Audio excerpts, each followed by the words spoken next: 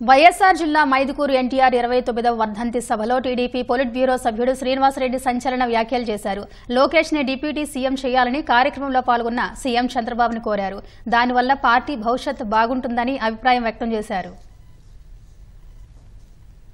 దేశంలో సంక్షేమం అనే పదమే ఎవరికి తెలియని రోజుల్లో సంక్షేమాన్ని 3 పాదాల మీద నడిపించిన నాయకుడు ఎన్టీ రామారావు గారు. అదే కాదు, అభివృద్ధిని కూడా చేసి చూపిస్తానని చెప్పి మన నాయకులు ఈ రోజు చంద్రబాబు నాయుడు గారు 16 సంవత్సరాలుగా ఈ రాష్ట్రాన్ని ముఖ్యమంత్రిగా పరిపాలిస్తూ స్వర్ణాంధ్రప్రదేశ్ తయారు చేయాలనే తాపత్రయంతో ఈ రోజు మళ్లీ ప్రజలందరూ కూడా 92% స్ట్రైక్ రేట్ తో ఓట్లు వేసి గెలిపించిన పరిస్థితి. అన్ని అవకాశాలు కడప జిల్లాకు ఉన్నాయి. తమరు పెద్ద దృష్టితో పెద్ద మనసుతో జిల్లాను ముందుకు తీసుకుపోతారని ఆశిస్తూ చివరగా మాకొక కోరిక సార్, 43 సంవత్సరాల్లో తెలుగుదేశం పార్టీ ఆవిర్భవించిన తర్వాత 3వ తరం నేత మన పార్టీలోకి వచ్చారు, నారా లోకేష్ గారు. పార్టీకి భవిష్యత్తులో యువతకు ఒక భరోసా ఇవ్వాలన్నా, పార్టీకి భరోసా ఇవ్వాలన్నా నారా లోకేష్ గారిని డిప్యూటీ సీఎం గా ప్రమోట్ చేయాలని చెప్పి మేమందరం కూడా కోరుకుంటున్నాం సార్.